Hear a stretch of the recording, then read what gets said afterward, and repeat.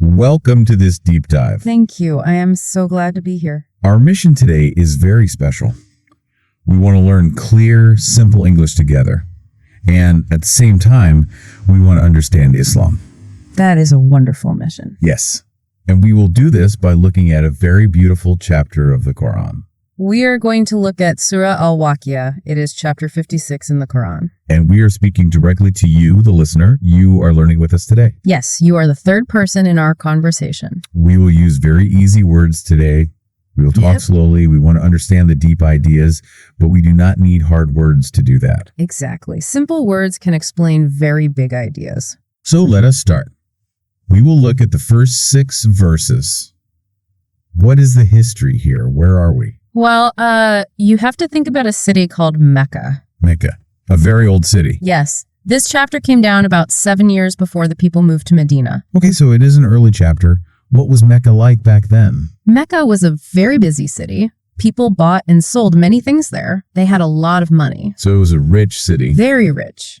And the top people, the leaders of the city, they loved money. They just cared about their money. Yes. They only cared about today. They wanted more money, more power, and more fun. I see. So they were like business people today. They just wanted to be famous and rich. Right. And they did not want to hear anything that changed their fun life. They liked things to stay the same. Yes. If someone said, "You will die," and then stand before God, they laughed. They thought it was a joke. Yes. They mocked it. They said, "We live, we get rich, we die, and we turn into dust." That is all. Wow. They were very proud. Very proud. So in this proud city, the Surah comes down, and the name is very strong. The name is Al-Waqi'ah. What does that mean? It means the inevitable or the event. The event. That sounds big. It is. It is a name for the day of judgment. It means it is a sure thing. It will happen. It is not maybe. It is definitely. Exactly. The very first line says, when the event happens. And the next word is Kathiba. Kathiba. Our notes say that means no denial or no lie. Yes. It means when this day comes, nobody can say it is a lie. Right now, people can say it is a lie. Sure. Today, people can argue. They can write books and say there is no God. But on that day, the arguments are over. Nobody can argue anymore. Okay, let's unpack this. The next verses are very scary. Yes, they are. The Quran says the earth will shake. It will shake very, very hard. The Arabic word is raja. Raja means a violent, heavy shaking, like a giant earthquake. And then it talks about the mountains, the big, strong mountains. Yes. In Mecca, mountains were everywhere. They were safe places. They were strong. But the text says they will break. They will become dust. The words are Haba and Munbath. Right. Haba means tiny dust, like the small dust you see in the sun when it shines in a window. Oh, wow. So a huge rock becomes tiny dust. Yes. Floating scattered dust. I read a cool story about this in our notes. A very smart man from the past. His name was Arabi bin Anas. Oh, yes. I know his story. He used a great picture for this. He said the earth shaking is like a big sifter in a kitchen. A sifter, like what you use for flour when you bake bread. Yes. You put things in it and you shake it really fast. Yeah. Everything breaks down and falls through. The whole earth will be shaken just like that. But I have a question. Sure, ask me. Why start the chapter this way? It is so scary. If you want people to be good, why not say something nice first? That is a great question. You have to remember the people listening. The rich people in Mecca. Yes, they were very proud. A gentle tap on the shoulder will not wake up a person in a very deep sleep. Ah, I see. You need a loud alarm clock.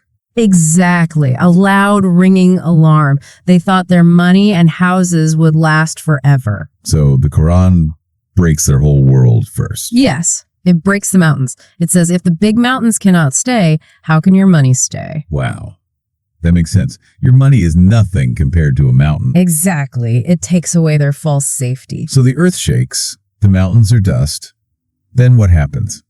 The text does not leave people in the dust. No, it does not. Now comes the sorting. Verses 7 to 10 tell us how people are sorted. Sorted into groups, right? Yes.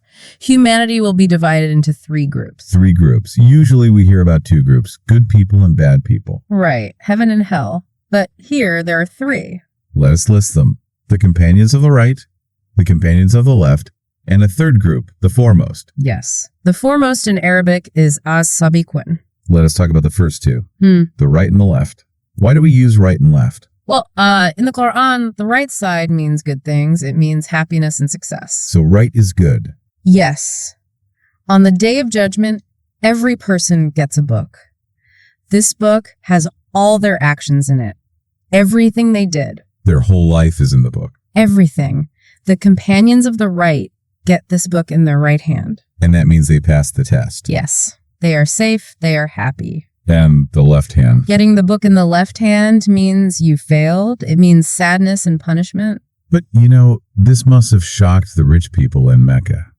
If we connect this to the bigger picture, it was huge, completely changed the rules of their city. How so? In Mecca, you were a good person if your father was famous, or if you had lots of money. So your family name was everything. Yes. If you were poor, or if you were a servant, you were nobody. But the Quran changed that rule. Completely. The Quran says, on that day, your family name does not matter. Your money does not matter. Right.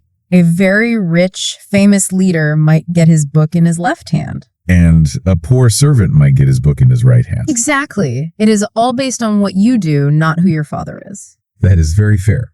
It is a pure test of your actions. Yeah. It gave hope to the poor people, and it scared the rich leaders. Because they had to actually be good people now. Yes. They had to choose the right actions today. So we have the right and the left. Now, let us look at the third group. The foremost. The asabiqun. This group is amazing. Verses 11 to 26 talk about them. Who are they? Are they just normal, good people? No, they are the absolute best people. They are the top group. The Quran says they are brought very close to Allah. Very close. Wow. Yes. This group has the prophets, the messengers, and the very best believers. What makes them the best? Because when they heard the truth, they did not wait. They ran to it. They were the first ones. Yes. Even when it was dangerous, they did the right thing. The Quran tells us how many people are in this group. It says all the people from the early times, but fewer people from the later times. That is a very interesting fact. Why is that? Yeah. Why fewer people later? Well, think about history. In the early days, being a believer was very hard. People could hurt you or even kill you. Yes.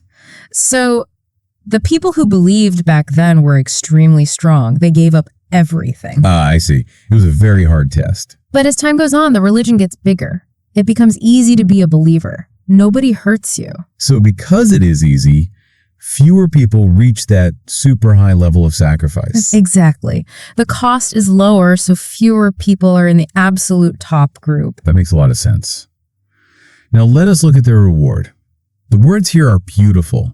It sounds like the best hotel in the world, but better. Far better. Human minds cannot really imagine it. The Quran says they will sit on special chairs, thrones made with gold and jewels. The Arabic word is maduna. It means beautifully woven with jewels. But the really interesting part is how they sit. It says they sit face to face. Yes. Why do you think that is? I do not know. Just to talk. It is about their minds and hearts. In this world, even in a beautiful house, people have bad feelings. Oh, like they sit next to someone, but they do not like them. Right. They might feel jealous or angry. But in this place, sitting face to face means they love each other. Exactly. There is zero jealousy. Their hearts are completely clean. They do not hide anything. That sounds so peaceful. No stress. Pure peace. And they're served by young people who never get old. The words are Wildanan Muhaladun. They bring them cups of pure drink from a spring. Now, the translation says wine. But wait, wine in this world is bad, right? Yes, worldly wine is bad. It makes you sick. It makes you lose your mind. So is this heavenly drink the same? No, completely different. The Quran is very clear here. It says this drink gives no headache. Oh, nice. And it does not make you drunk. You keep your clear mind. It only gives joy. So it is a perfect drink. Pleasure, but no bad feelings later. Exactly. No bad side effects. They also get any fruit they want and any bird meat they want to eat. Yes, anything they choose. And they have beautiful companions. The text says they have big, beautiful eyes. And they are like hidden pearls. That is a great picture. Think of a pearl. Yes, a white pearl from the ocean. But a hidden pearl. It is inside its shell. Oh, so nobody has touched it. It is perfectly clean. Exactly. It means they are perfectly pure, unchanged by the world. What I love about this is that there are no annoying things. Like verse 25 says they will not hear any bad talk. The Arabic words are lagwa and tathim. What do those mean? Lagwa is useless talk, like boring or silly chatter. Tathim is bad talk, like lying or saying mean things about people. So no gossip, no fake news, no shouting. None of that. All verbal pollution is gone. What do they hear then?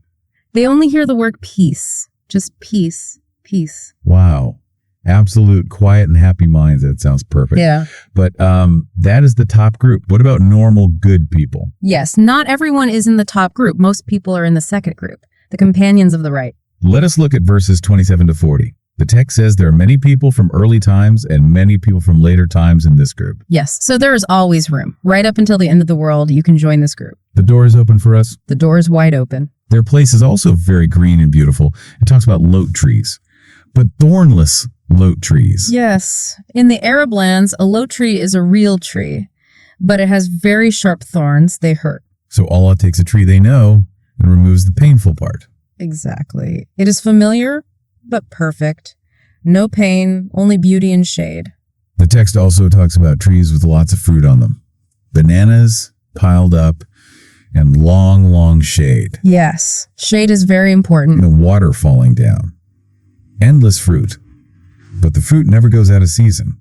Right. In our world, you cannot get fresh strawberries in the cold winter. No, you have to wait for summer. Or pay a lot of money. But there, nothing's blocked. You want it, you have it. Always. Let me ask you this. Why water, shade, and fruit? Why not big cars and computers? Again, think of the people listening in Mecca. They lived in the desert. Right, it was very, very hot. The sun was an enemy. It burned them. Water was very hard to get. They had to dig deep holes. It was a hard life. Yes.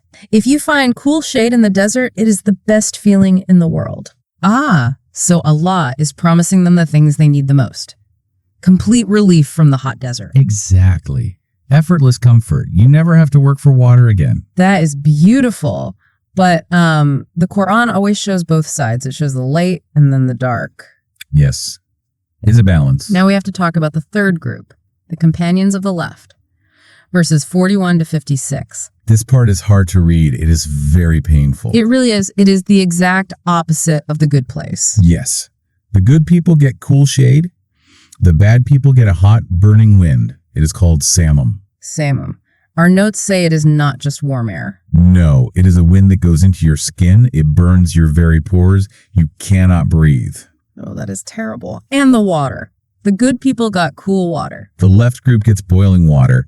The word is hamim. It is too hot to drink. They also get shade, but it says it is the shade of black smoke. Yumum. Yes.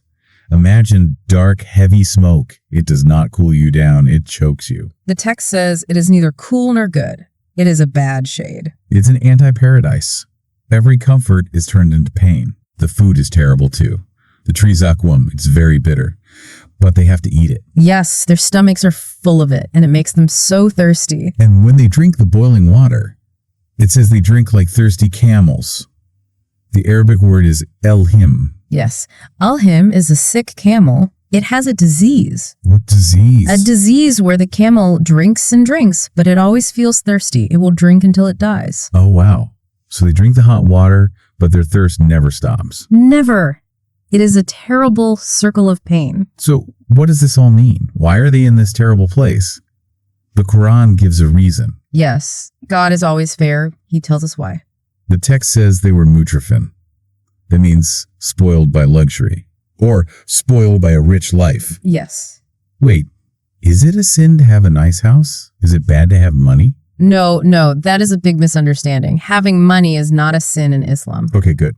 Because some good people are rich. Yes, many good companions of the Prophet had lots of money. They used it to help people. So what is the problem with these mutrafin people? The problem was their minds. Their money made them spoiled. Spoiled? Like a bad child? Yes. They felt they were better than everyone else. They were arrogant. They thought the rules did not apply to them. Exactly. They hurt weak people. They ignored poor people. And they made fun of God's rules. The Quran says they laughed at the idea of waking up after death. Yes. They said, when we are dead bones and dust, will we really wake up? They thought it was a stupid story. Because if it was true, they would be in trouble. They love this world too much. So the punishment matches their minds. They only cared about their own comfort in life. And they ignored the truth to stay comfortable. So in the next life, God takes away all comfort. Wow. It's a perfect match. A terrible match, but perfectly fair. Yes. Strict, perfect justice. So that is the scary part. Yeah. But then the chapter changes completely. It is like a new subject. Yes, it shifts from the afterlife back to our daily world today. This is verses 57 to 74. It is about deep thinking. The Arabic word is tadabbur. Tadabbur, looking deeply at normal things. Allah is talking to the people who say there is no resurrection. And he asks this very simple question. He asks, we created you, then why do you not believe? The logic is very easy.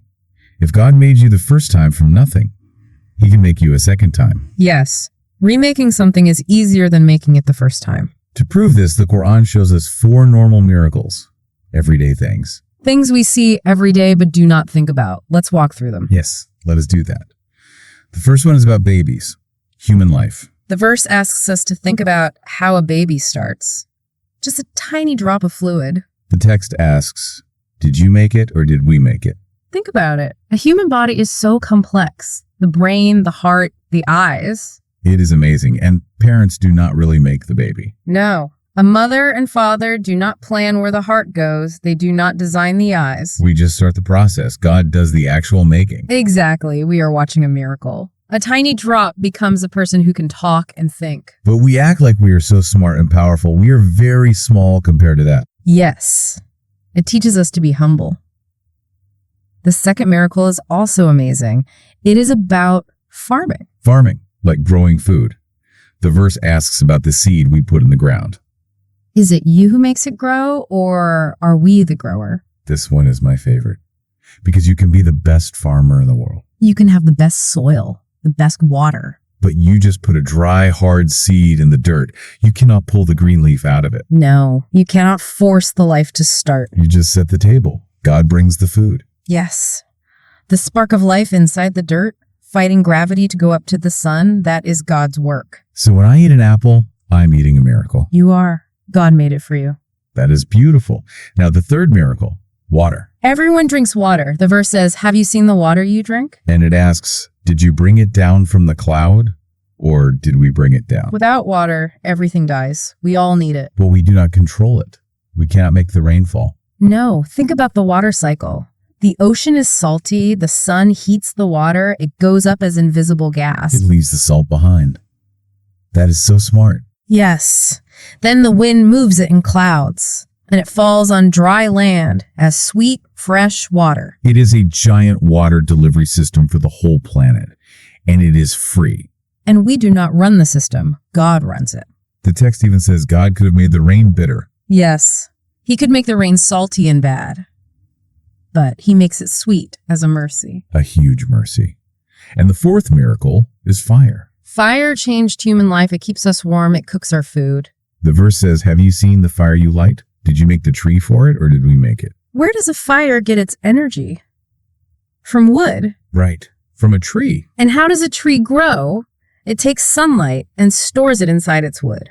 So when we burn a piece of wood, we are letting out old sunlight. Yes. God engineered the tree to catch the sun for us to use later. Wow. We did not invent that. We just use a system that was built for us. Exactly. We're just users, not makers. Think about your morning routine. You wake up in your body, miracle 1. You drink a glass of fresh water, miracle 3. You turn on your stove with fire, miracle 4. And you eat a piece of bread from a seed, miracle 2. A boring Tuesday morning is actually 4 giant miracles happening just for you. That is tadabbur. Deep thinking. It changes how you see the world. Because if God can do all of that every second, waking us up after we die is easy. Very easy. It is the only logical answer. Okay, let us move to verses 75 to 82. The chapter changes again. It talks about how great the Quran is. Yes, the majesty of the Quran. And it starts with a very big oath. An oath, like a promise. In Arabic, an oath is a serious thing. Yes. When you swear by something, you show that your next words are very important.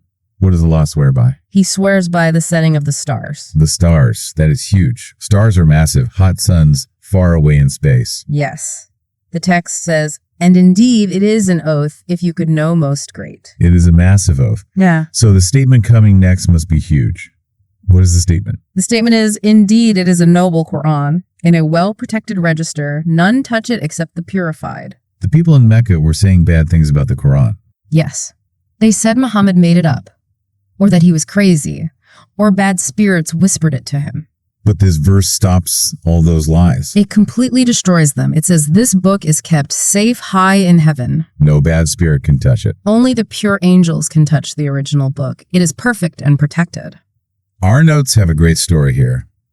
The story of Umar bin Khattab. Oh, this story is amazing. What's fascinating here is how these exact words changed a very hard man. Yes, Umar was a scary man before he became a Muslim. He was tall, strong, and very angry. He hated the new religion. He thought Islam was breaking his city apart. He was so angry he grabbed his sword. He walked out to go kill the Prophet Muhammad. Yes, he was going to commit murder. But someone stops him on the street and says, Umar, why kill Muhammad? Your own sister became a Muslim. This made Umar furious. It was an insult to his family. So he changes his path. He runs to his sister's house. When he gets to the door, he hears a soft voice. They were reading the Quran inside. He kicks the door open. He is so mad. He starts hitting his brother-in-law. His sister tries to stop him, and Umar hits his own sister. Oh no, that is awful. Yes. She falls, and her face begins to bleed. And this stops him. Right. Yes. Seeing his sister bleed his own blood, it shocks him. He feels very bad. His anger breaks for a second. In that quiet moment, he sees a piece of paper on the floor. He says, "Let me read what you were reading." But his sister is very brave. Even with blood on her face, she says no. Yes. She tells him, "You are a polytheist. You pray to statues. You are not pure." She uses the rule from the verse. None touch it except the purified. Exactly. She tells him he must go wash his body before he can touch the words of Allah. And the angry man listens to her. Yes. He is humbled. He goes and washes himself with water. He comes back clean. He sits down, takes the paper, and reads it. It was a different chapter of Surah Taha. And what happens when he reads it? The words hit his heart. The perfect language, the truth, it melted his heart completely. The man who wanted to kill with a sword, he puts the sword away. Yes. He walks straight to the Prophet, and he becomes a Muslim right there. That is the power of this book. It is not just a storybook. It changes people inside. It truly does. It melts the hardest hearts. Okay, we are getting near the end of the chapter. Verses 83 to 96. This part is about the moment of death. The absolute helplessness of a human at death. We try so hard in life to be powerful. We get money. We go to good doctors. We think we control our lives, but we do not. The text paints a picture. A person is dying.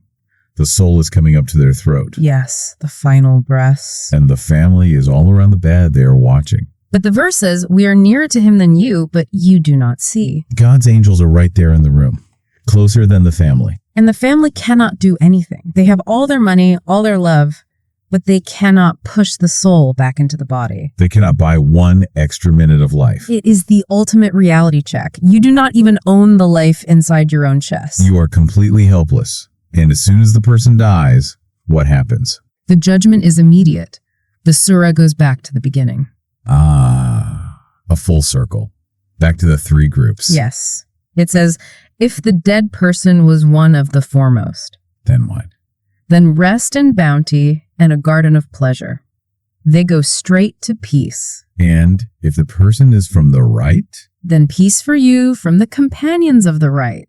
Their friends welcome them. and if the person is from the left, the deniers. Then an accommodation of boiling water and burning in hellfire. They face the terrible truth they laughed at. Yes. The chapter ends with a strong statement. Indeed, this is the true certainty. So exalt the name of your Lord, the Most Great. The true certainty, there is no doubt. This is the roadmap for everyone. Yes, it is a heavy map. This brings us to a very interesting final part of our discussion, the virtues of this chapter. Virtues mean the good things that happen when you read and live by this chapter. This chapter is not just a bedtime story. It is heavy. It changes your body. Yes. We know a true story about the Prophet Muhammad. His close friend, Abu Bakr, was talking to him one day, and Abu Bakr noticed something. He noticed that the Prophet's hair was turning gray. He looked older. And Abu Bakr asked him, "Why is your hair getting gray so fast?" Now, the prophet had a very hard life. He had enemies, he had wars. Yes, very stressful things. But he did not say the stress made him gray. He said, Surah Hud, Surah Al-Waqi'ah, and their sister chapters have made my hair gray. I want to stop and think about that. The words of this chapter made his hair turn gray. Because he understood them completely. When we read about the earth shaking, we think it is just a story. We do not really feel it. But the prophet felt it. He knew it was real. He felt the heavy weight of the choices people have to make. The fear of that day changed him physically. Yes, the line between heaven and hell is very thin. That is a heavy truth. That is amazing.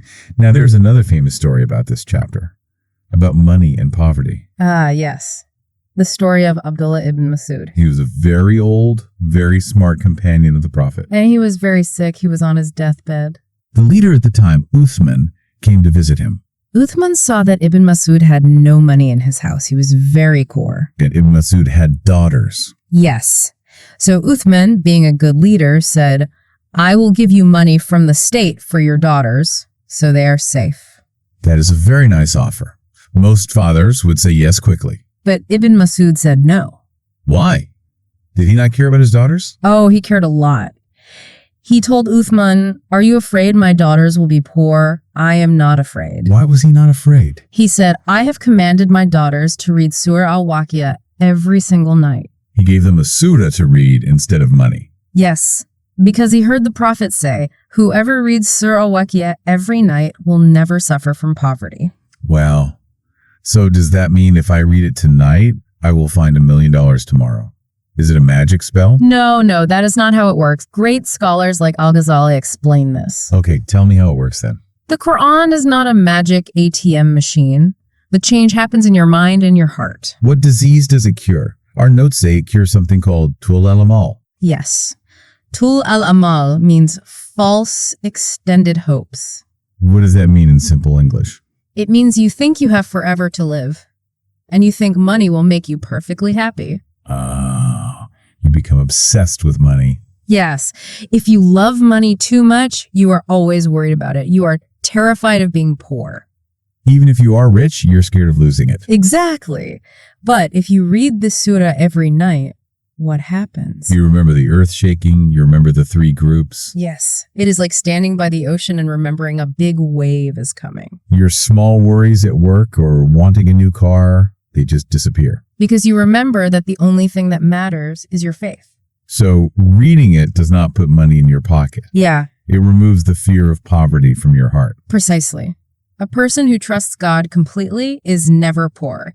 They know God will give them their food, just like he gives the rain. That is the best kind of rich, having peace in your mind. Yes. Unbreakable peace. This has been incredible. We've talked about so many deep things, but now here's where it gets really interesting for our English learners. Yes, it is time for our vocabulary section. We use some big words today, but we will explain them very simply now.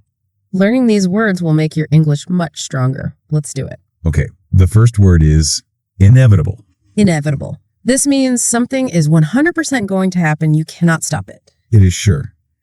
Here is a short example sentence. The changing of the seasons is inevitable. Yes. Winter will always change to spring. You cannot stop it. It is inevitable. The second word is resurrection. Resurrection. This means coming back to life after you die. Waking up again. Here's an example sentence. Belief in the resurrection gives believers hope for the future. Yes. We die, but we will wake up. That is resurrection. The third word is multitude. Multitude. This means a very, very big number of people or things. A huge group. Here's an example. A multitude of stars fill the night sky. There are so many stars you cannot count them. That is a multitude. Word number 4 is indulgence. Indulgence. This means letting yourself have too much of a good thing. Doing whatever you want, even if it is bad for you. Example sentence. Eating the whole cake was a moment of indulgence. Exactly. One slice is okay. The whole cake is indulgence. The rich people in Mecca loved indulgence. Word number 5 is sustenance. Sustenance. This means food, water, or anything that keeps you alive. Example sentence. Water is the most important sustenance for all living things. God provides our sustenance every day. The rain, the seeds, the fire. And our last word, number 6, is Companion. Companion. A companion is a friend, someone you spend a lot of time with, or someone you travel with. Example. A good book can be a great companion on a long trip. In the chapter, people are called the companions of the right or the companions of the left. Great job. Those are 6 very strong English words to practice. Yes, use them in your own sentences this week. Now, as we finish this deep dive, we move to our reflection section. We talked about so much today. What is the one simple lesson we can take away? I think it is about being thankful. Gratitude. Yes. The Surah shows us that small things are big miracles. A drop of water, a seed in the dirt, fire. We usually ignore them. We call them nature, but they are direct gifts from Allah every single day. So the lesson is, change how you live by changing how you look at things. When you drink water tomorrow, do not just drink it. Say thank you in your heart. That small thank you decides what group you'll be in. Yes. Arrogance puts you on the left. Thankfulness puts you on the right. And running fast to do good puts you with the foremost. It is all about the small choices today. That is a very powerful lesson. To finish our deep dive, we want to share a short dua, a small prayer in very simple English. Please listen to this prayer and say Ameen with us in your heart. O Allah, make us among the foremost. Protect our hearts from forgetting you and give us gratitude for all your blessings.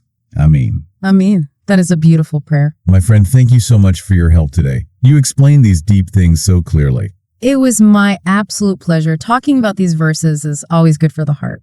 And to you, our listener, thank you. You stayed with us for a long time. You are doing a great job learning English. Yes, keep practicing every single day. Read English, listen to English, and learn new words. Also, do not forget tadabbur, deep thinking. Look at the water in your glass today. Look at the trees. Do not ignore the miracles. Notice the gifts all around you. Before we say goodbye, I want to leave you with one final thought, just something for you to think about later. Oh, I love these final thoughts. What is it? We talked about how humanity will be split into 3 groups on the last day. But what if that split is not just an event in the future? What do you mean? What if the sorting has already started? What if the choices you make today, right now, are already placing you into your final group? Keep thinking about that. Assalamu alaikum. Assalamu alaikum.